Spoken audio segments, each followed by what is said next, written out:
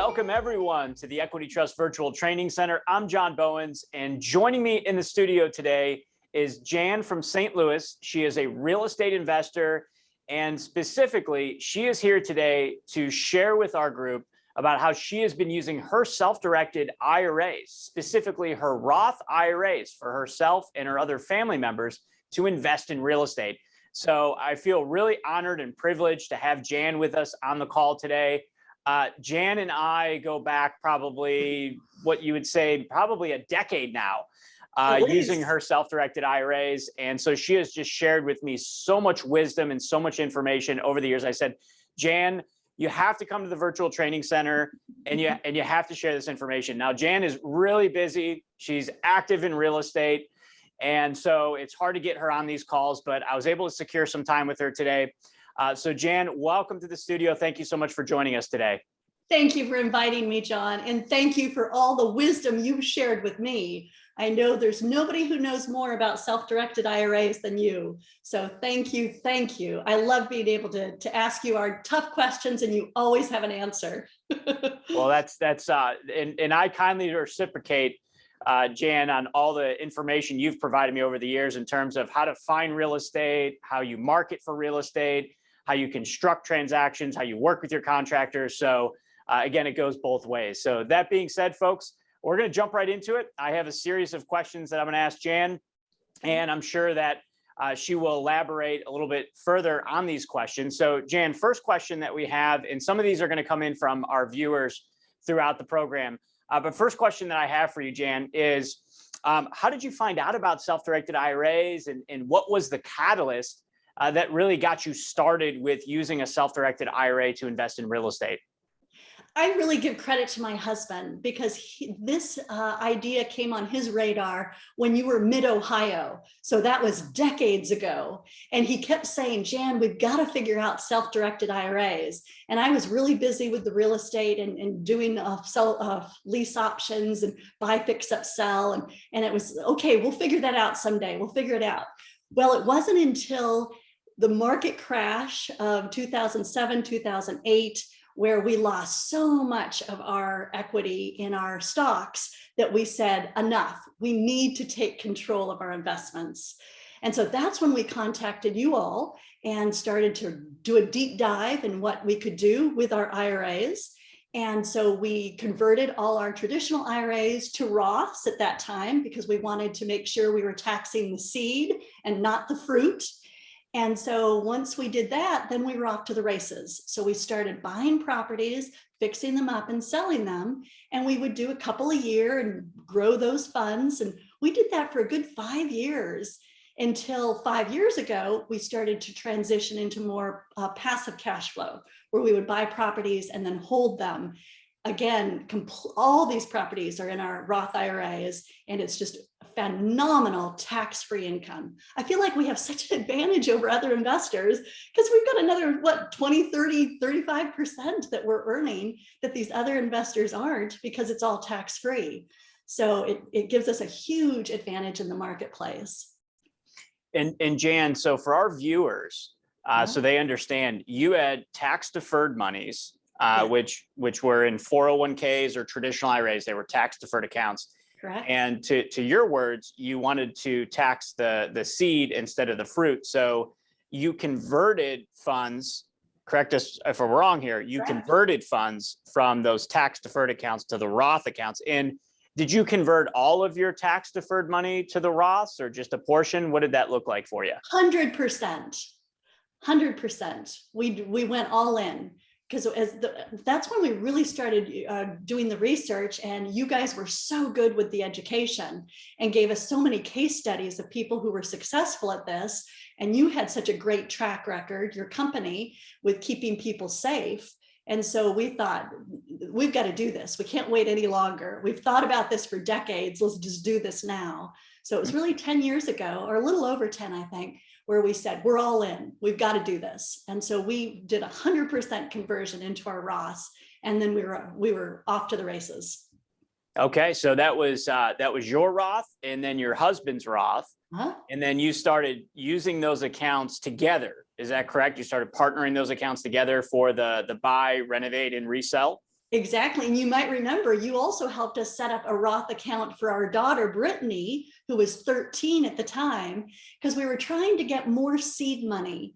So with her, because she was doing work with me and going to appointments and helping me buy properties, I could easily, and we had her on our website and marketing pieces, we could pay her enough to fund her Roth IRA. And so that gave us additional funds. So all three of our IRAs were partnering in these projects. Okay, so we have multiple accounts together partnering on these projects. Now Jan, let's talk about how were you finding these opportunities? These were buy, fix up and sell opportunities. How were you finding these opportunities? How were you locating contractors? Can you maybe walk us through how you're putting these transactions together with the self-directed Roth IRAs? Sure. So remember, I'd been in real estate since the 80s. So I knew how to do renovations. I knew how to buy properties.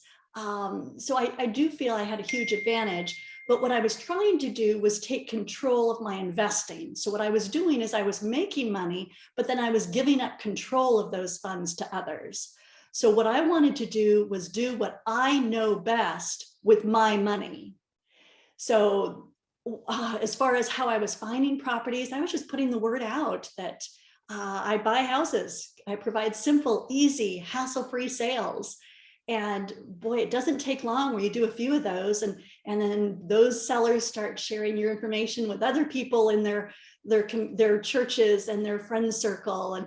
And so it was a lot of word of mouth. It still is. I do no active marketing right now, but I buy plenty of properties every year, because it's just that people are coming back and knowing that we perform, that we do what we say we're going to do, and we're nice and professional, and it pays off.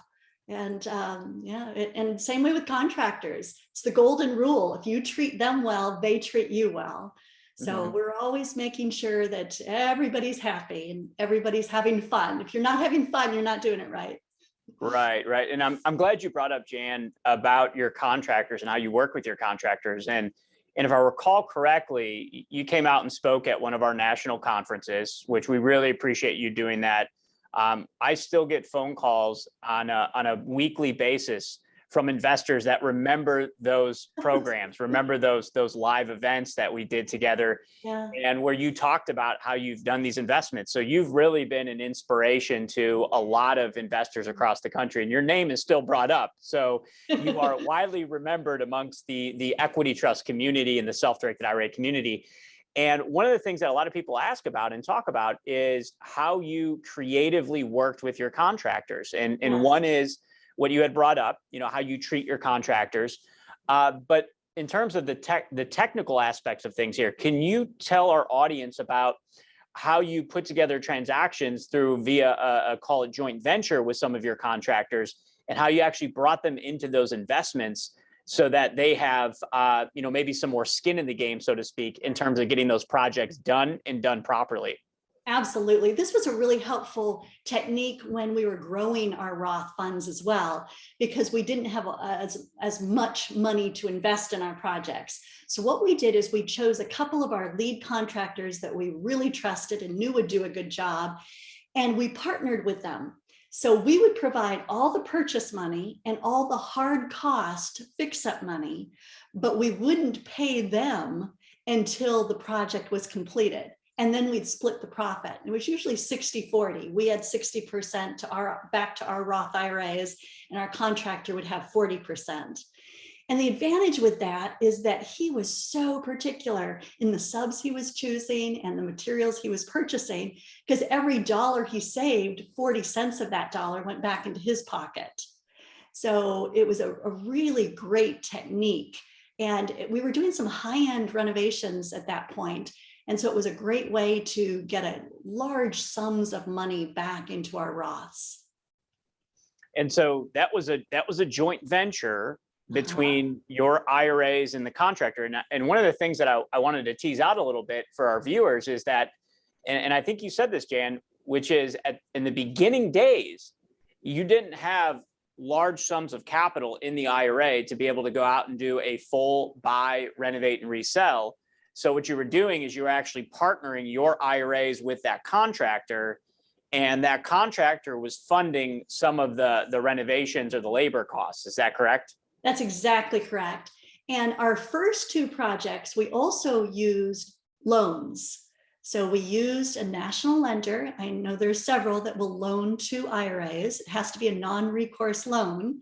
So our first two renovations, we put 30% down for our purchase and then had the other 70% funded through a loan.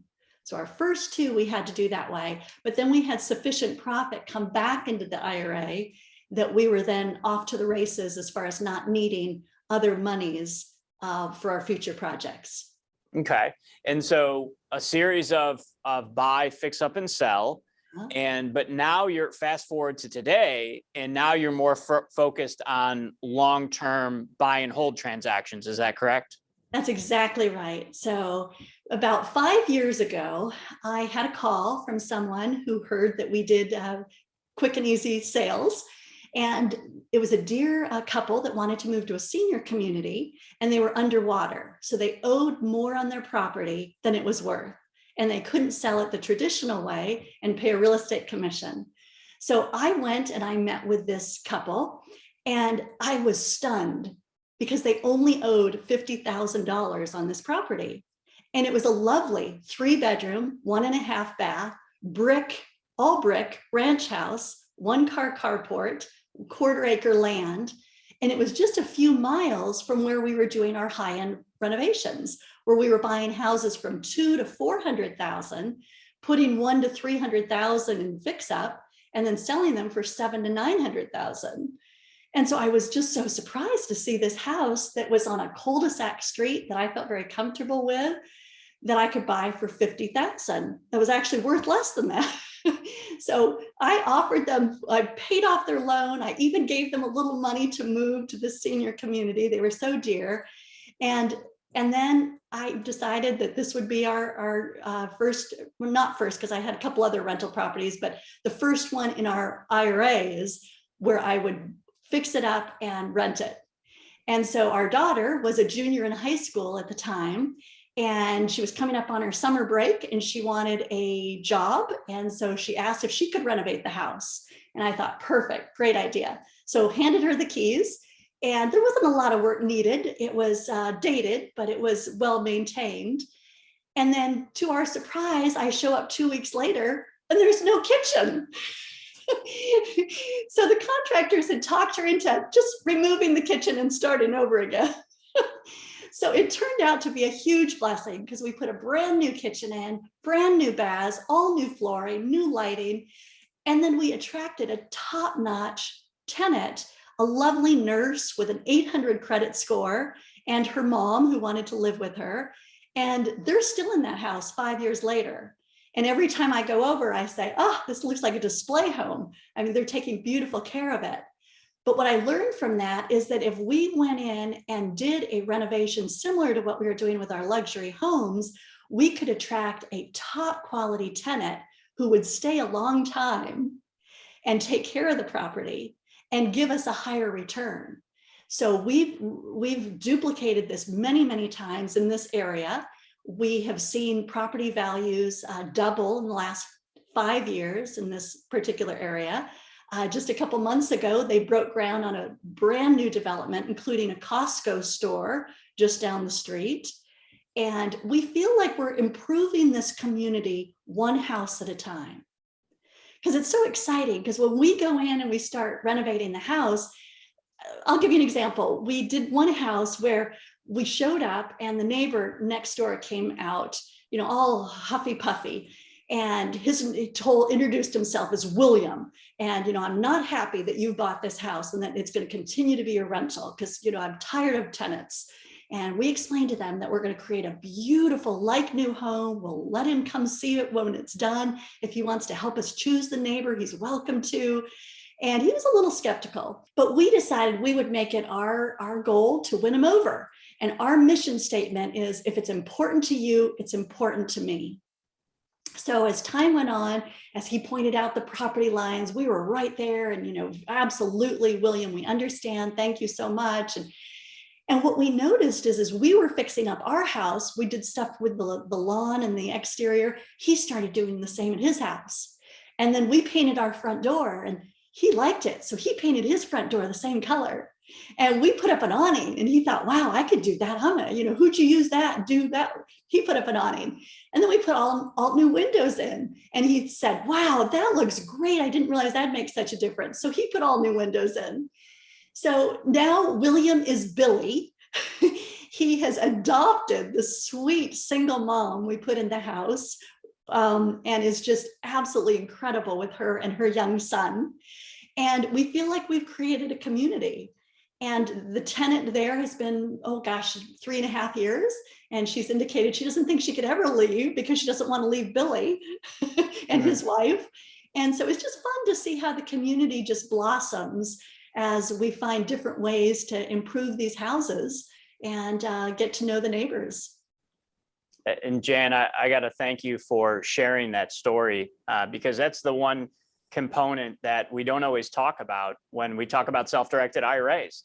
Yes. And I think it's very important. There's a lot of investors that come to self-directed IRA investing specifically because they want to put their money in Main Street instead of on Wall Street. Yes. And they're doing it for more than just the return on investment. We had a big campaign multiple years ago that we referred to it as beyond the ROI, beyond the return on investment, and talking about the importance of using these self-directed IRAs to put money into local communities, particularly individual investors, local communities. And so, I really appreciate you sharing that story. And it's so important to not always be thinking about the profit, but also thinking about all of the great things that we get to do in communities as real estate investors. And obviously, you and your family really, really embrace that. And we appreciate that here at Equity Trust.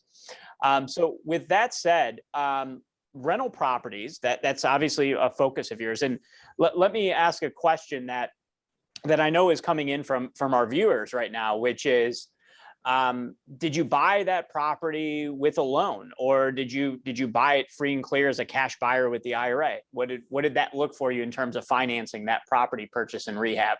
Yes, and I will answer that question in just a moment, John. I just want to add to your other comment. Mm-hmm. It's been exciting because we've actually been noticed by the director of planning and development for the city, who called us in and met with me, and actually brought the director of the building department in as well, and just wanted to thank me for the work that I'm doing in these communities and how I'm helping to improve the property values, which they feel is helping to attract business dollars that are now coming into the community. And to see that snowball in such a short period of time, I mean, that only took like 2 or 3 years before we started to be recognized for that,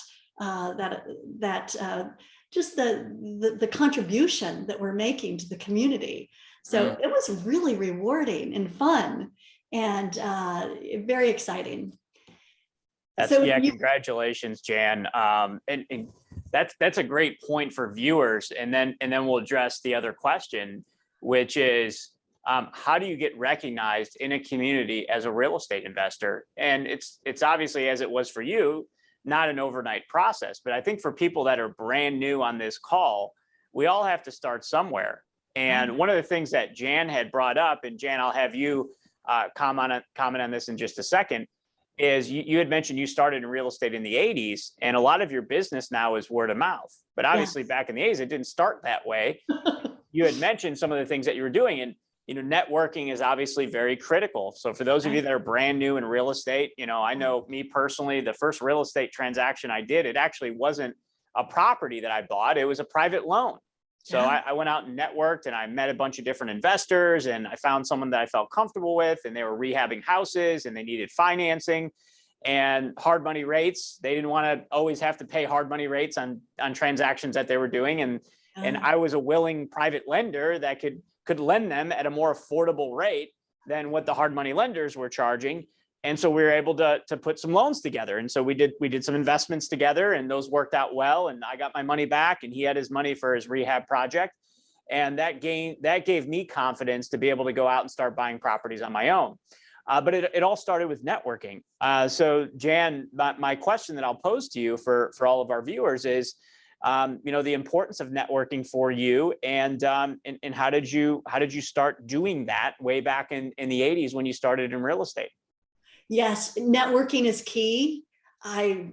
We actually helped start a real estate investment club in the town we were living in when we started in real estate in the 80s. But every town that we go to, I'm always a huge fan of the real estate clubs. We have 3 in our town here, and I attend all 3. And I'm privileged to speak at most of them each year. But it's crucial to get to know the people at the real estate clubs who are doing what you want to be doing, because so many of them want to mentor. They've been given so much and they want to give it back. And it's exciting to have that opportunity. I have a group of women that I put together. In fact, I have 17 women that have RSVP'd yes for a luncheon that I'm hosting next Tuesday at one of our projects. And I get this group together every 3 to 4 months. And it's my way of giving back to these ladies and helping them to do what I've enjoyed doing, and to learn from my success and my mistakes, and to learn from each other. And there's so many people out there that are wanting to do this type of thing, who want to help others because they've been helped so much, and it's fun. So yes, networking is so important, and you never know where it's going to lead you. That's the fun part. You just put yourself out there and start getting to know people, and start asking questions. And when I first started, I had what was called the lunch bunch. And I was stunned that most anybody, no matter how successful they were, would go out to lunch with me. So literally, I would try and set up at least one lunch a month. So I would call whoever I was interested in information interviewing, and I would invite them to lunch. And for the cost of a lunch, I was able to spend an hour to 2 hours with these phenomenal people and figure out how they were successful in real estate. And that was really, really important. And then all the education online. I mean, Equity Trust is phenomenal with all the seminars that you give, but there's so much information out there, and it's just a matter of getting educated. Mm-hmm. That's a great, I'm so glad you brought that up, Jan. And this is why I invite you to the studio, because these are the nuggets of information that we would miss otherwise. The real estate clubs. Yeah. Gosh, I mean, I wouldn't even have thought to bring that up today. And that's been so important for me in meeting investors and also meeting vendors. So yes, as a real estate investor, I need to form an entity, an LLC or other yes, type of entity for my non-retirement transactions. Yes. Even for my retirement transactions, my self-directed IRA transactions, I may need a real estate attorney to help me. When I'm doing private lending, I need a note and mortgage. And so along the way, I've met all of these really great real estate attorneys through the meetup groups, through the real estate clubs. I've met investors. I've met CPAs. I've met tax accountants. I've met insurance companies. Yep. I've met title companies that understand investors, that they understand a lease option. They understand, a carryback mortgage. They understand all of these things that traditional real estate vendors in the more retail space don't understand. And so, gosh, that's just so important. I appreciate you bringing that up. So with that, let's transition for a moment to some of the questions that I know viewers have. So I'll John, you asked me a question about whether we own properties that we're buying for rentals with loans. Yes, so yes. Before we forget that question, I do want to answer it. So we have bought all of these rentals free and clear. So we're buying them, and then we're putting monies into the fix up, and then we're leasing them. And those are all free and clear. So that's all tax-free income, 100% that's coming back into those Roth IRAs. And Jan, thank you so much for bringing that up, because what I think happens with a lot of investors is they think, if I can't buy real estate with a loan through my IRA, then it doesn't make sense. Or, John, don't I lose depreciation when I own real estate in an IRA? Specifically, we're talking about a Roth IRA here. And Jan, I think you're a great example of why it makes so much sense. And the first reason why is when you sell the property. So for all our viewers out there, so you understand, when Jan sells the rental properties in her Roth IRA, there's no long-term capital gains tax. She doesn't have to worry about recapture depreciation. And along the way, she doesn't have to worry about filing any Schedule E or any special tax return because her IRA owns that property free and clear. And that's really important for people to understand. Unfortunately, there's a lot of people out there that, will actually ill-advise people and say, well, you shouldn't own rental properties in your IRA. Well, there's a lot of great reasons why you should own rental properties in your IRA. Now, just as Jan had mentioned, she has properties outside of her IRA and she has properties inside of her IRA. She does fix and flips outside of her IRA and she does fix and flips inside of her IRA. So it's certainly not a conversation around you do every investment in your IRA. You're likely going to do transactions outside of your IRA as well. But what we can do as investors is we can select the transactions that are perfect for our self-directed retirement plans. And I think, Jan, you have done that over the years.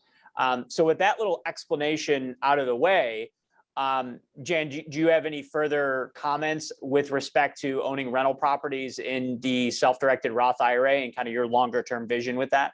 It's almost too good to be true. I mean, it's just incredible.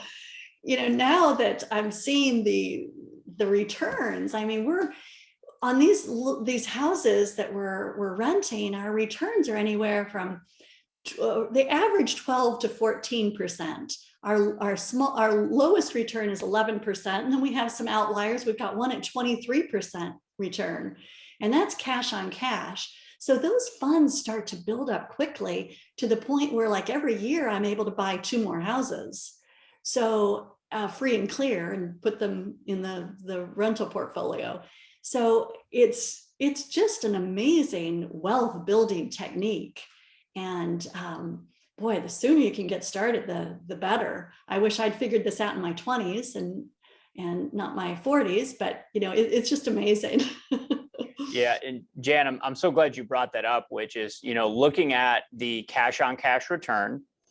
So when we buy rental properties with our self-directed IRA, we look at our cash on cash return, we're likely going to be a cash buyer. I will mention that for those that maybe don't have enough money in their IRA, just like Jan had mentioned, how she started was doing some shorter term fix and flip transactions. In some cases, she was partnering with another individual, like their contractor, partnering her and her husband's IRA together. And then also she had mentioned borrowing some money in the very beginning days. And so for some folks out there, you might need to deploy those types of strategies. And then you can get to a point like where Jan is at right now, where she can focus on some more buy and hold investments. So longer term rentals that are going to generate cash flow, are going to appreciate. And now she has tax-free income when she decides to sell those properties. All that being said, I also understand, Jan, that you've also done some lending with the self-directed Roth IRA. Can you elaborate for the group a little bit on some of the things that you've done with respect to private lending as a passive investment in addition to the rental properties? Yes, the private lending came in helpful for me when I had more properties offered to me than I could renovate. And so what I would do is I would offer those properties to other investors who I knew were doing a good job. And then I would offer to carry back the financing through my Roth IRA. So it was a property I already liked because I was under contract to purchase it and had gone through my contingencies, but had gotten too many properties all at once. So then I was able to sell it to another investor, and then I just provided the financing through my IRA. So IRA bought the property, IRA sold it to an investor. So you bought it, needed rehab, sold it to an investor, and then you carried the financing. So in exchange for the property in your IRA, you then had a note and mortgage. Is that correct? Exactly. Yeah, a short-term note and mortgage, because they fixed up the property and then paid off the debt. So I made the money on the sale of the property as well as the monthly payments on the loan. Yeah. That makes complete sense. So for all our viewers out there, you can buy houses on owner financing with your IRA. You could sell them on owner financing. And I think that this brings up a whole nother topic that we could probably go into in a future session or future program, Jan, which is selling houses on lease option or selling houses on owner financing. So for anyone out there that has already done that, or maybe you're gaining some education and traction on how to do lease options or selling houses on owner financing, know that you could do that with your self-directed IRA as well. Okay, and so that's a way that I hope to transition at some point, John. When I get tired of managing rental properties, it could be another 10, 15 years, or I just want to even take it to the next level. It'd be so easy to sell these properties, especially to the current tenants, and then just carry back the financing in my Roth IRA. So instead of collecting rent, I'm collecting mortgage payments. Mm-hmm. And I'm glad you brought up property management, Jan, because some of our viewers have questions around that. And so as we all know, and as Jan knows from the very beginning days of learning and doing her research and education on self-directed IRAs, she can't do the physical work herself, nor can her husband or her daughter or anyone else that's a disqualified person. So Jan knows this. And so Jan sticks to the desk duties instead of doing any of the physical sweat equity. And what I learned from Jan a long time ago, and admittedly, I've not always followed these rules. Now with IRA transactions, I do, but with non-IRA transactions, I have been known to do probably more of the work than I should be doing. Again, these are for non-IRA properties. And, I think back to, Jan telling me, John, you could be doing so many other activities that are so much more important. You could be networking. I've had evenings where I had to miss out on the real estate club that night because I was huddled underneath a kitchen sink, changing out all the plumbing, and so she told me this a long time ago. So the reason why I bring all of this up is, it's really important to understand that with our self-directed IRAs, what it does is it gives us back time because we're not doing the physical work. We don't feel obligated to do the physical work. Now, do we have to pay someone else to do that work for us? Yes. But remember all of the tax-free gains that we're going to obtain. And that's what you want to look at. You want to look at the tax-free gain, not what you're going to pay in excess in order to pay a contractor to do the work. So all that being said, Jan, how do you operate your rental properties? Do you hire a third-party manager, or do you handle the desk duties and kind of oversee finding the tenants, placing the tenants, and doing things of that nature? How does that work for you? Yeah, I feel finding the tenants is the most important part of the rental business because they're like your employees and you wouldn't want to delegate that job. So I very much am hands-on as far as finding the tenants. And I've got all sorts of little ways to do that. And but the key for our success in the rental business has been creating beautiful houses and making sure they are just gorgeous luxury homes. So these aren't your standard rentals. So we have a house that we just rented that's a little 2-bedroom, 1-bath bungalow that's renting for $900 to $1,000, but we just rented it for $1,495 per month because it's beautiful. And what it's doing also is it's attracting a good quality tenant. And we do a minimum 2-year lease. I find if somebody's only willing to sign a 1-year lease, they're probably going to leave after 1 year. But if they sign a 2-year lease, they're probably going to stay more than 2 years. And then the other thing I love to do is when I'm meeting with them and I've pretty much figured out these are the people I'm going to choose, or maybe I'm between a couple people, I'll say to them, I'd love to come visit you in your home right now and just get to know you, get to know where you're living right now. And about 50% of the people pretty much stop the conversation right there because they don't want me to come see where they're living now. I'm smart enough to know that what their home looks like now is what my home's going to look like in 6 months. And so I find that weeds out a lot of people. And then the others that say, oh yeah, I'd love to have you over, I usually say, okay, well, let me figure out a good time and I'll text you when I'm on my way over. So I don't set up an appointment, 3 days in advance, but I will be there in, an hour and a half type thing. And I'll text them when I'm on my way. And I found that that's been really helpful to find out who I'm renting to. And then I make it fun for them. I mean, I love my tenants. During the pandemic, we were delivering gifts to their doorsteps. So games, puzzles, terrariums that they could build, things, as they were stuck inside. And they were so appreciative of that thoughtfulness. At Christmas time, we hand deliver gifts to them. A couple months ago, I offered a deep clean to all our tenants. So anybody who wanted my cleaning service to come over and clean their home, and about 2/3 took us up on that offer. So I'm always trying to give back to them. And that's been fun. It's really fun to establish those relationships and to get these sweet text messages of appreciation with all the little heart emojis and it's been lovely. That's, you said something there, Jan, that I had, and this is why I love having conversations with you, because I always pick up on these little nuggets, actually going to their place of residence, their current place of residence, to get an idea of what that situation looks like and what your house is going to look like. And so again, major takeaway. I wanted to really stress that for anybody out there that may have tuned out for a second, that's a really important takeaway.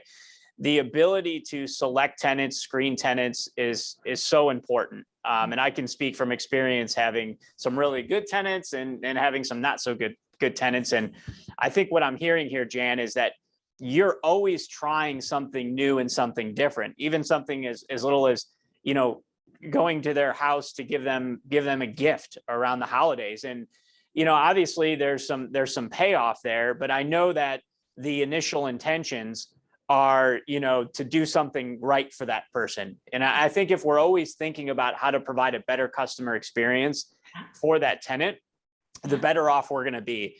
And you know what, if it doesn't work out, it doesn't work out. I think we can all say that, hey, we tried to do the right thing, and probabilities are probably going to go in our favor if we work hard with it. I so agree with that, John. In all my years of having tenants, there's only one time I had to do an eviction, and it was on a lease option. And I put a sweet couple in a house. He lost his job. Their income dried up. They stopped making payments. I did everything I could to work with them, but they stopped communicating. So I had to file an eviction. And went through the process. And the day that the sheriff showed up at the property to meet me there, I had a locksmith. We unlocked the door. The sheriff went in first. He came back out and he was really angry. He said, "You told me this was an eviction." And I said, it was, sir. And he said, "It couldn't be. The carpet has been vacuumed and the keys have been left on the counter. This couldn't be an eviction." I said, "Oh, yes, it was."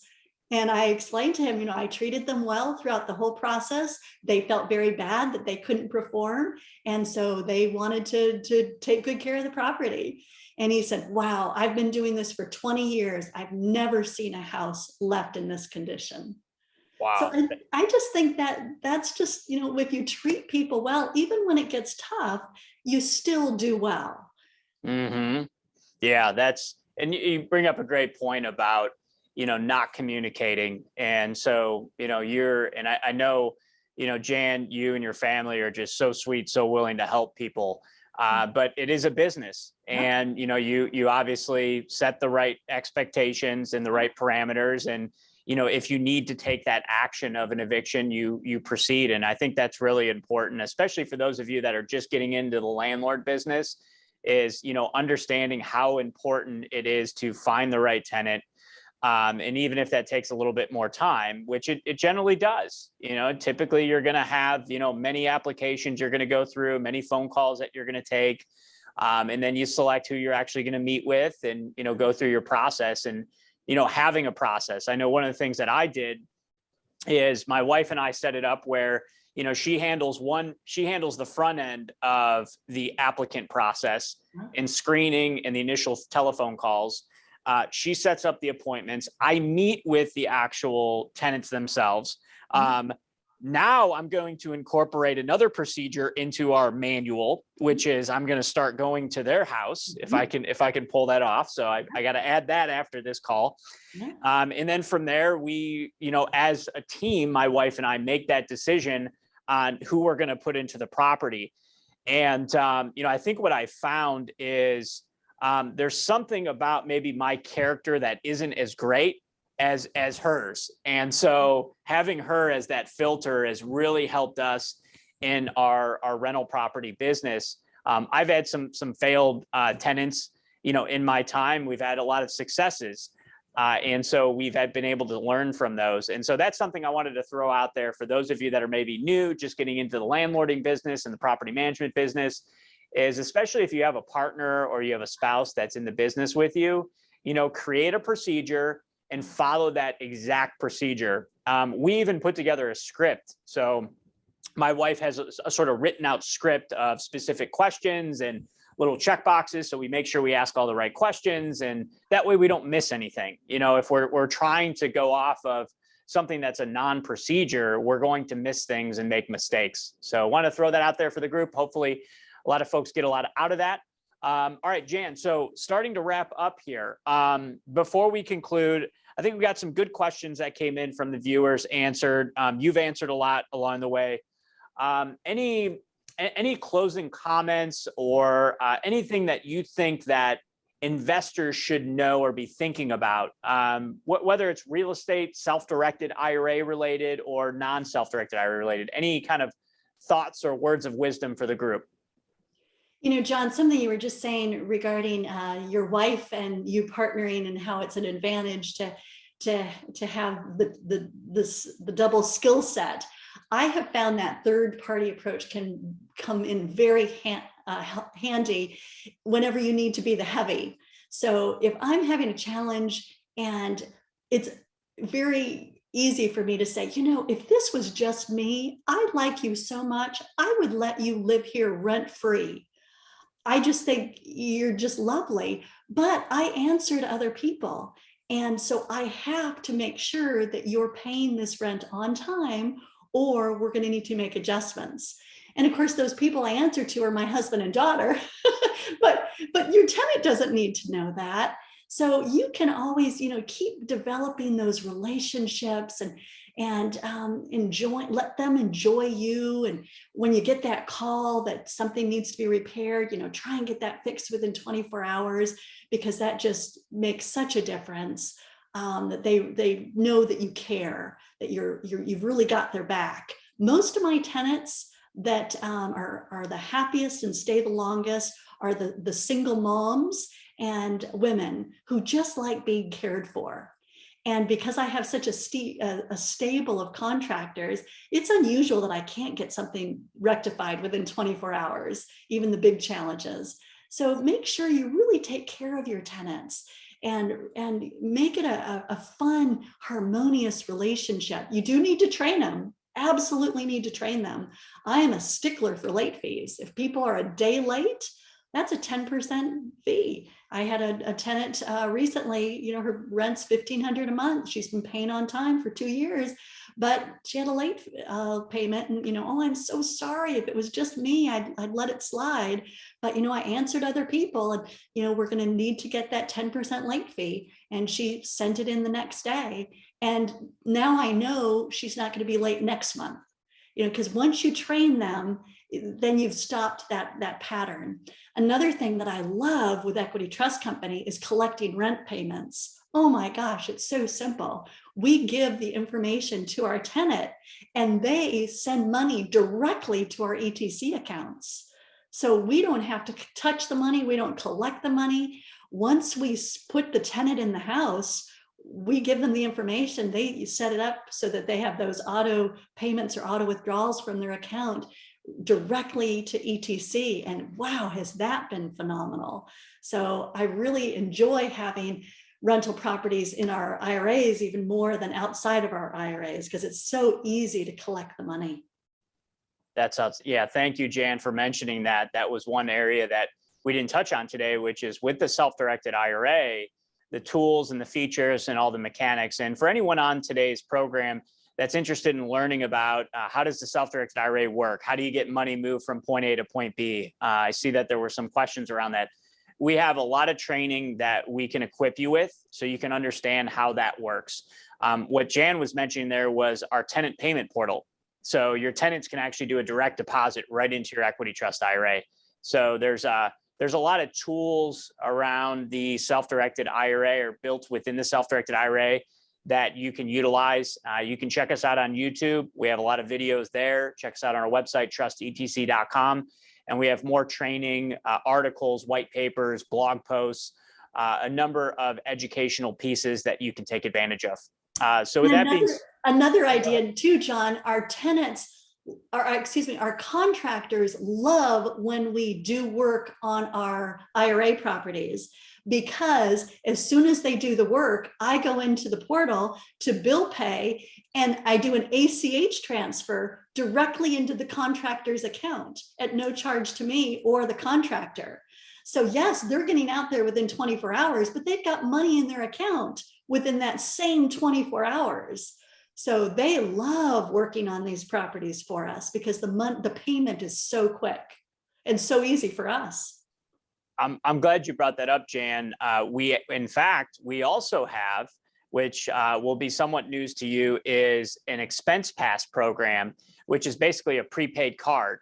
So you'll actually be able to get access to and enroll in what's called a prepaid card, and you'll be able to load up a certain amount of money onto that card. And so that way, if your contractors can accept the card payment, or if they'll accept cash through like a Cash App, like a Venmo or an Apple Pay, you could actually pay them that way. Or, if you're going to, go to the Pro Desk at Home Depot, for example, or Lowe's or Menards, wherever you shop, and you buy, let's say, $3,000 in materials, and you're going to have those materials delivered to the job site, which is the preferred way to do it with your IRA. You have that prepaid card that you can go to that store or order online. You can buy your materials and then have those delivered directly to the job site. I love it because all of these big box stores now, they have, for the most part, from my understanding, they have a mobile app. And so, I got my mobile app, I got my prepaid card loaded in there. I buy my materials and I have the materials delivered directly to the job site. Or if it's, for example, flooring, right? I order the flooring gets delivered directly to the job site. So I'm not picking it up. I'm not doing any of the work. It's going directly to the job site. And then, then I have my contractors doing the install. So there's some of those tools that are more recent that folks like yourself can use, as well as others that are on today's call. That's so exciting. I can't wait to hear more about that. Another advantage we have found in working with our tenants is finding out what our tenants do and then using their services. One of the houses we bought 3 years ago had a tenant already in it. And when we went and met with him, we found out that he was a drywalling contractor. So we asked if he'd like to do work with us after his day job, and he said he'd love to.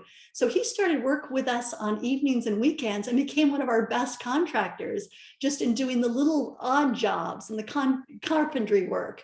And so about 3 months ago, he left his day job and he's now doing his own full-time business. And that's been so exciting to see him transition and for him to thank us and appreciate us as the ones that help propel him into his own business. And I think that that type of relationship, you've got a tenant for life until, of course, they're ready to transition into another lifestyle. That's so neat, Jan. And going back to beyond the ROI, the impact that we make on communities. I heard a fact not too long ago. I want to say it's something north of well over $1 million, well over 1 million transactions from self-directed IRAs where money's going out of a self-directed IRA. And we're talking, hundreds of millions of dollars that's going into local communities. So over 1 million transactions where funds are leaving an IRA and going to a contractor or a title company or, a local provider, a local supplier of whatever materials are necessary to get a rehab done or get a rental property up to speed. And so it's really great to see, money flowing in that direction, money flowing into Main Street. And to your point, putting people to work, creating jobs, improving communities, improving relationships. All of that is just so meaningful. I get a ton out of it. This, kind of fills up my tank here, and I hope it fills up the tanks of a lot of our viewers that are on today's call. And in the spirit of it goes beyond the return on investment. But if we do those types of things and we do them right, we find that it's profitable. So leading with the human element, and then the byproduct of that, I think, is the profitability.